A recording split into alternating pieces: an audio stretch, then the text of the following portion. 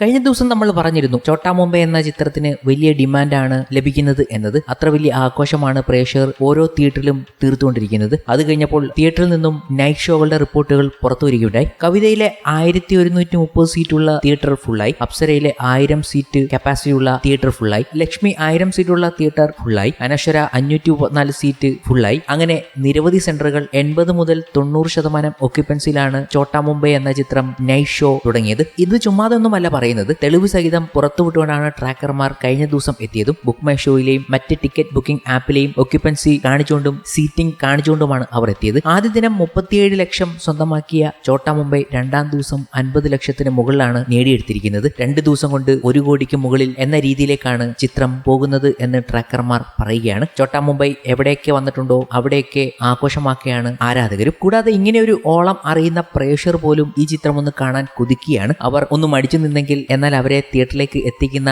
ഒരു സ്ഥിതിയാണ് ഇപ്പോൾ ഉണ്ടായിക്കൊണ്ടിരിക്കുന്നത്. തലയുടെ യഥാർത്ഥ വിളയാട്ടം ഇന്ന് കാണാനിരിക്കുന്നേ ഉള്ളൂ എന്നാണ് പല ആരാധകരും സോഷ്യൽ മീഡിയയിലൂടെ പറഞ്ഞുകൊണ്ട് എത്തുന്നത്. റീ റിലീസ് എന്നൊക്കെ പറഞ്ഞാൽ ഇതുപോലെ തന്നെ ആഘോഷിക്കണമെന്നാണ് ഓരോ ആൾക്കാരും പറയുന്നത്. കൂടാതെ ഓരോ പ്രേക്ഷകരും ചോട്ടാ മുംബൈ കണ്ടതിന്റെ എക്സ്പീരിയൻസ് പങ്കുവച്ചുകൊണ്ടാണ് എത്തുന്നത്. കൂടാതെ ഓരോ തിയേറ്ററുകാരുടെയും സോഷ്യൽ മീഡിയ ഹാൻഡിലുകളിൽ ചെന്ന് കഴിഞ്ഞാൽ ആരാധകരുടെ മുറവിളി ചോട്ടാ മുംബൈ വെക്ക് എന്നാണ്. ചില മേജർ സെന്ററുകളിൽ ചോട്ടാ മുംബൈ അവർക്ക് ഇഷ്ടപ്പെട്ട തിയേറ്റർ ഇല്ലാത്തതുകൊണ്ട് ആ തിയേറ്ററിന്റെ കമന്റ് ബോക്സുകളിൽ നിറയുന്നത് ചോട്ടാ മുംബൈയുടെ ഷോയ്ക്ക് വേണ്ടിയാണ്. അങ്ങനെയുള്ള ഡിമാൻഡാണ് പ്രേക്ഷകർ നടത്തിക്കൊണ്ടിരിക്കുന്നത്. പ്രേക്ഷകരുടെ ഈ അഭ്യർത്ഥന മാനിച്ച് തിയേറ്ററുകാർ ചോട്ടാ മുംബൈ വെക്കുമോ ഇല്ലയോ എന്ന് കണ്ടു തന്നെ അറിയാം. കേരളത്തിൽ മാത്രമല്ല ബാംഗ്ലൂരു മലയാളികൾക്കിടയിലും സെലിബ്രേഷൻ നടക്കുന്നു എന്ന വിവരങ്ങൾ പങ്കുവച്ചുകൊണ്ട് ട്രാക്കർമാർ എത്തിയിരുന്നു കഴിഞ്ഞ ദിവസങ്ങളിൽ തന്നെ. എന്തായാലും റീ റിലീസുകളിൽ മോഹൻലാൽ ഇങ്ങനെ തരംഗം സൃഷ്ടിക്കുമ്പോൾ ഇനി ഏത് പടമായിരിക്കും മോഹൻലാലിന്റേതായി പ്രേക്ഷകർ ആകാംക്ഷയോടെ റീ റിലീസിൽ കാത്തിരിക്കുന്നത് എന്ന് ചിന്തിക്കുമ്പോഴാണ് ആരാധകരുടെ ഡിമാൻഡ് ഇപ്പോൾ മറ്റൊരു മോഹൻലാൽ ചിത്രത്തിലേക്ക് എത്തിയിരിക്കുന്നത്. അവർക്ക് ഹലോ എന്ന ചിത്രമാണ് റീ റിലീസിനായി ഇനി വേണ്ടത് എന്ന് പറഞ്ഞുകൊണ്ടാണ്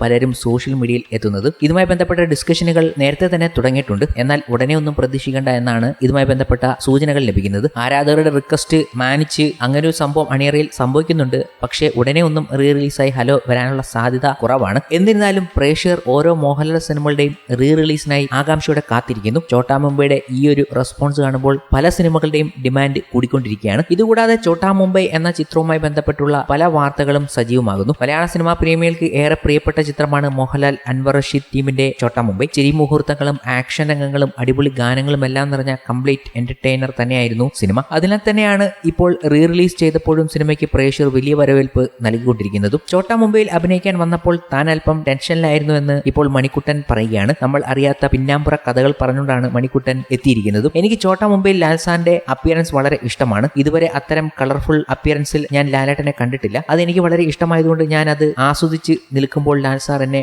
അടുത്ത് വിളിച്ച് സംസാരിച്ചു. കോളേജിന്റെ കാര്യമൊക്കെ ചോദിച്ചു. പുള്ളിക്ക് മനസ്സിലായി നമ്മൾ ഭയങ്കര ടെൻഷൻ അടിച്ച് നിൽക്കുകയാണെന്ന്. ലാലേട്ടനെ കുറിച്ച് പറയുമ്പോൾ അദ്ദേഹം ഒട്ടും എഫേർട്ട് ഇല്ലാതെയാണ് കാര്യങ്ങളെ സമീപിക്കുന്നത്. അത് നമ്മളിലേക്കും അദ്ദേഹം പകർന്നു നൽകും. എന്നെ മുന്നിൽ കിടത്തിക്കൊണ്ട് ബുള്ളറ്റിൽ പോകുന്ന ഒരു രംഗം സിനിമയിലുണ്ട്. ഞങ്ങളെയും വെച്ചുകൊണ്ട് ബുള്ളറ്റ് കറക്കി എടുക്കണം. അത് വളരെ പ്രയാസമുള്ള കാര്യമാണ്. എന്നാൽ അദ്ദേഹം നമ്മളെയും ഈസിയാക്കി അത് ചെയ്തത്. ആ സീൻ ചെയ്യുമ്പോൾ ഒരു നായികയ്ക്കും കിട്ടാത്ത ഭാഗ്യമാണല്ലോ ദൈവമേ എനിക്ക് കിട്ടിയത് എന്നാണ് തോന്നിയത്. മണിക്കുട്ടൻ ചിരിച്ചുകൊണ്ട് പറഞ്ഞ കാര്യം ഇതായിരുന്നു. ഞാനും ബിജുക്കുട്ടൻ ചേട്ടനും റിലാക്സ് ചെയ്ത് കിടക്കുകയാണ്. എന്നാൽ ലാൽസാന്റെ കാര്യം അങ്ങനെയല്ല. എന്നെ മുന്നിൽ കിടത്തണം, പിന്നിൽ ബിജുക്കുട്ടൻ ചേട്ടനുണ്ട്, പഴയ ബുള്ളറ്റാണ്, അത് ഓടിച്ചുകൊണ്ട് വരണം. അങ്ങനെ എഫർട്ട് മുഴുവൻ ലാൽസാറിനാണ്. അതുപോലെ ലാൽസാറും രാജൻ ബി ദേവ് ചേട്ടനും ജഗതി ചേട്ടനും ഒക്കെ സെറ്റിൽ ഒത്തുകൂടുമ്പോൾ അവർ തമ്മിൽ തമാശകൾ പറയും. ആ നിമിഷത്തിൽ നമ്മളെല്ലാം അതിന്റെ ഭാഗമാക്കാൻ ലാൽസാർ എപ്പോഴും ശ്രദ്ധിക്കും. കാരണം ഇത്തരമൊരു സിനിമയ്ക്ക് ആ വൈബ് ആവശ്യമാണ്. ആ വൈബ് ക്യാമറയ്ക്ക് പിന്നിലുണ്ടായാൽ മാത്രമേ ക്യാമറയ്ക്ക് മുന്നിലും അത് ചെയ്യാൻ കഴിയൂ. അദ്ദേഹം ആ വൈബ് ലൊക്കേഷനിൽ ക്രിയേറ്റ് ചെയ്യുന്നത് നമ്മൾ പോലും അറിയില്ല. മണിക്കുട്ടൻ പറഞ്ഞ വാക്കുകൾ ഇതായിരുന്നു. രാജൻ ബി ദേവും മോഹൻലാലും തമ്മിലുള്ള സീനുകളും കൂടാതെ ഇതിനകത്തെ മോഹൻലാലിന്റെ ഏറ്റവും വൈബ് നിറഞ്ഞ ഗാനങ്ങളും ഒക്കെയാണ് പ്രേക്ഷകർ ഏറ്റവും കൂടുതൽ ആഘോഷമാക്കുന്നത് തിയേറ്ററിൽ. ചെട്ടികുളങ്ങര എന്ന സോങ് ആണ് ഏറ്റവും വലിയ വൈബാകുന്നത്. ചെട്ടികുളങ്ങര സോങ് എടുക്കുന്ന സമയത്ത് ലാൽ സാറിന്റെ അച്ഛൻ വളരെ സീരിയസ് ആയി ഹോസ്പിറ്റലിൽ ആയിരുന്നു. തലേ ദിവസം വൈകുന്നേരം 4 മണിക്ക് ഷൂട്ട് തുടങ്ങി. രാവിലെ 6 മണിക്കാണ് ഷൂട്ട് തീരുന്നത്. അങ്ങനെ 10 ദിവസമായിട്ട് ക്ലൈമാക്സ് സീൻ എടുത്തുകൊണ്ടിരിക്കുകയാണ്. അന്ന് ക്ലൈമാക്സ് എടുത്തു കഴിഞ്ഞിട്ട് പെട്ടെന്ന് തന്നെ ഈ പാട്ട് ചെയ്തിട്ട് സാറിന് പോകണം. പിന്നീട് ഞങ്ങളുടെ എല്ലാവരുടെയും അടുത്തും അദ്ദേഹം മൈക്കിൽ കൂടെ റിക്വസ്റ്റ് ചെയ്തു, എനിക്കിങ്ങനെ ആവശ്യമായിട്ട് പോകണം എന്ന്. എല്ലാവരും പെട്ടെന്ന് ബെഡ്റൂമിൽ പോയിട്ട് തിരിച്ചു വരണം എന്ന് പറഞ്ഞു. ഞങ്ങൾ 7:30-8 ആയപ്പോൾ എത്തി. സാർ അതിനു മുമ്പേ അവിടെ എത്തി. എന്നിട്ട് നമ്മൾ ഒരു 11:30 വരെയാണ് ആ പാട്ട് എടുത്തത്. പക്ഷെ നമ്മൾ ആ പാട്ട് കാണുമ്പോൾ എവിടെയെങ്കിലും ഒരു ഉറക്കക്ഷീണമോ അല്ലെങ്കിൽ ഒരു വിഷമത്തിൽ നിൽക്കുകയാണെന്ന് തോന്നിയിട്ടുണ്ടോ? ഒരു ആർട്ടിസ്റ്റ് എന്ന നിലയിൽ എത്രത്തോളം ഡെഡിക്കേറ്റഡ് ആയിരിക്കണം എന്നത് മുതലായ കാര്യങ്ങൾ ഒരു വ്യക്തി എന്ന രീതിയിൽ ലാൽ സാറിൽ നിന്നും പഠിക്കാൻ കഴിഞ്ഞു. ഒരു ആർട്ടിസ്റ്റ് എന്ന രീതിയിൽ സിനിമയോടുള്ള സമീപനം പഠിക്കാൻ കഴിഞ്ഞു. നമ്മുടെ കുടുംബത്തിൽ ആർക്കെങ്കിലും എന്തെങ്കിലും സംഭവിച്ചാൽ നമ്മൾ ആകെ തകർന്നു പോകും. അദ്ദേഹത്തിന്റെ സംസാരത്തിൽ ആ വിഷമം നമുക്ക് മനസ്സിലാക്കും. എന്നാൽ ക്യാമറയ്ക്ക് മുന്നിൽ വരുമ്പോൾ തലയുടെ ആ കുസൃതി അദ്ദേഹം ഒരു തരി പോലും ചോരാതെ ചെയ്തു. അത് ചെറിയ കാര്യമല്ല എന്ന് മണിക്കുട്ടൻ പറയുന്നുണ്ട്.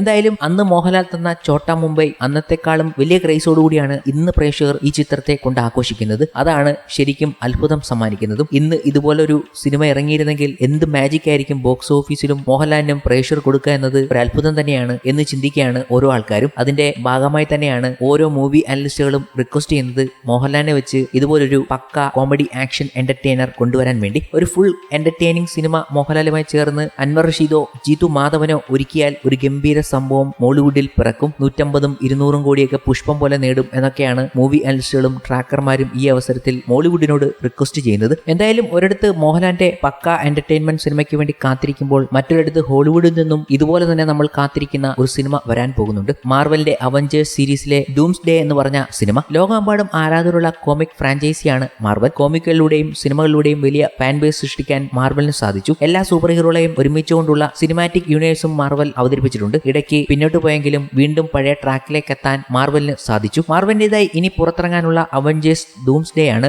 ഇപ്പോൾ സിനിമാ ലോകത്ത് ചർച്ച. കാരണം അടുത്തിടെ ഇറങ്ങിയ മാർവൽ സിനിമകൾ ഒന്നും ക്ലച്ച് പിടിച്ചില്ല ബോക്സ് ഓഫീസിൽ എന്നതാണ്. അവസാനം ഇറങ്ങിയ തണ്ടർ ബോൾട്സ് വരെ കാര്യമായ ചലനം ഉണ്ടാക്കിയില്ല. പക്ഷേ മികച്ച സിനിമയായിരുന്നു. ലോകത്തിലെ ഏറ്റവും ചിലവേറിയ ചിത്രമായി മാറിയിരിക്കുകയാണ് ഇപ്പോൾ ഡൂംസ് ഡേ എന്നതാണ് റിപ്പോർട്ടുകൾ. രണ്ടും കൽപ്പിച്ചാണ് മാർവൽ ഇറങ്ങിത്തിരിച്ചിരിക്കുന്നത്. 850 മില്യൺ മുതൽ 1 ബില്യൺ വരെയാണ് ചിത്രത്തിന്റെ ബജറ്റ് എന്നാണ് കേൾക്കുന്നത്. ഇന്ത്യൻ രൂപയിൽ ഇത് 8500 കോടിയോളമാണ്. ഇതിൽ 250 മില്യൺ അതായത് 2100 കോടി ഇന്ത്യൻ രൂപ താരങ്ങളുടെ പ്രതിഫലമായി മാത്രം വേണ്ടിവരുമെന്നാണ് കണക്കൂട്ടൽ. മാർവലിലെ പല വമ്പൻ താരങ്ങളും 6 വർഷത്തിന് ശേഷം ഒന്നിക്കുന്ന ചിത്രമാണ് ഇത്. പ്രീ പ്രൊഡക്ഷന് വേണ്ടി മാത്രം $8 മില്യൺ ചെലവഴിച്ചിരിക്കുന്നത്. ഡൂംസ്ഡേയുടെ ഓരോ അപ്ഡേറ്റും സോഷ്യൽ മീഡിയ വലിയ ചർച്ചകൾക്ക് വഴിവെക്കുന്നുണ്ട്. ചിത്രത്തിന്റെ അനൗൺസ്മെന്റ് കഴിഞ്ഞ വർഷം സാന്റിയാഗോ കോമിക് കോണിൽ വെച്ചായിരുന്നു നടന്നത്. എൻഡ് ഗെയിമിനും ഇൻഫിനിറ്റി വാറും അണിയിച്ചൊരുക്കിയ റൂസോ ബ്രദേഴ്സ് ആണ് ഡൂംസ്ഡേയുടെയും അമരക്കാർ. മാർവലിന്റെ മുഖമെന്ന് അറിയപ്പെടുന്ന റോബർട്ട് ഡൗണി ജൂനിയർ ആണ് ഡൂംസ്ഡേയുടെ പ്രധാന ആകർഷണം. എല്ലാം കൊണ്ടും തിരിച്ചുപിടിക്കാനുള്ള പുറപ്പാടിൽ തന്നെയാണ് ഈ ടീം.